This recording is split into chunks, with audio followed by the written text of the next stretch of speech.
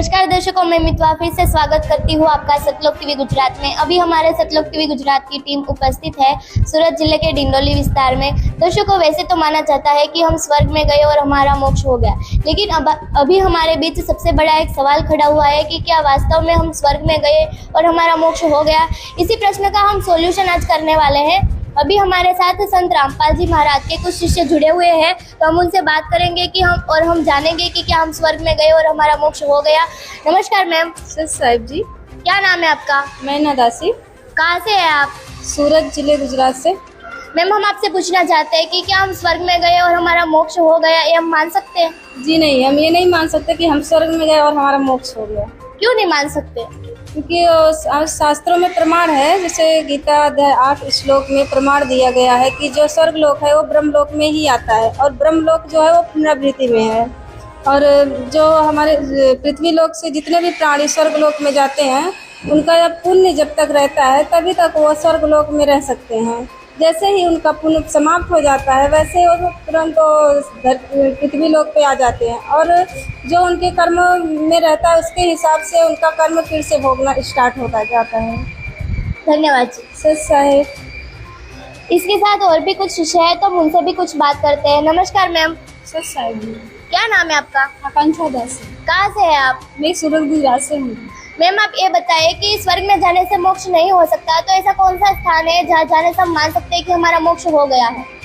वो है सतलोक, जिसका प्रमाण हमारे शास्त्रों में है। जैसे कि गीता अध्याय 18 श्लोक 62 में ये प्रमाणित है कि जो गीता ज्ञान रहता है वो इस बात को बता रहा है कि उस परम पिता परमात्मा के शरण में जहाँ जाने के बाद कभी जन्म मृत्यु नहीं होती है, वो है शाश्वत स्थान, जिसको हमारे गुरु जी संत रामपाल जी महाराज उस सतलोक के नाम से बताते हैं।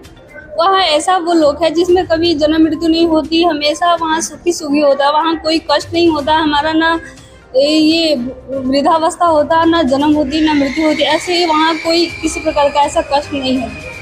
धन्यवाद जी। सच है।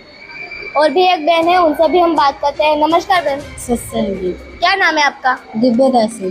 कहाँ से है आप? सूरत गुजरात से।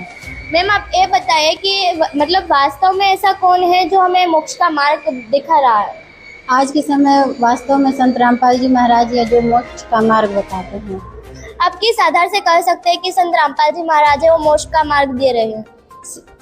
आज हमारे शास्त्रों में प्रमाण है, गीता अध्याय 15 श्लोक 1 में बताया गया। तो आज के समय संत रामपाल जी महाराज ही वो वृक्ष के बारे में विस्तार से बताए हैं। उसको एक दोहा के माध्यम से बताया गया है कि अक्षर पुरुष एक पेड़ है, निरंजन बाकी डाल, तीनों देवा शाखा है, ये पात्र रूप संसार। धन्यवाद।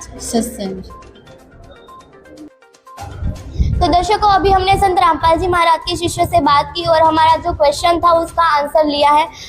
और संत रामपाल जी महाराज के जो शिष्य थे उन्होंने हमारा जो क्वेश्चन था उसका सही आंसर दिया है। उन्होंने बताया कि संत रामपाल जी महाराज के शिष्यों का ऐसा कहना है कि हम ये नहीं मान सकते कि स्वर्ग में जाने से हमारा मोक्ष हो सकता है। उन्होंने ये सिद्ध करके बताया है कि हम नहीं मान सकते कि स्वर्ग में जाने से हमारा मोक्ष हो गया है। तो ऐसे ही नई जानकारी के लिए बने रहे सतलोक टीवी गुजरात में। मैं रिपोर्टर मितवा और कैमरामैन माही के साथ। धन्यवाद जी। सतलोक टीवी गुजरात फेसबुक पेज को लाइक और फॉलो करना न भूलें। अधिक जानकारी के लिए आज ही डाउनलोड कीजिए संत रामपाल जी महाराज एंड्रॉइड ऐप।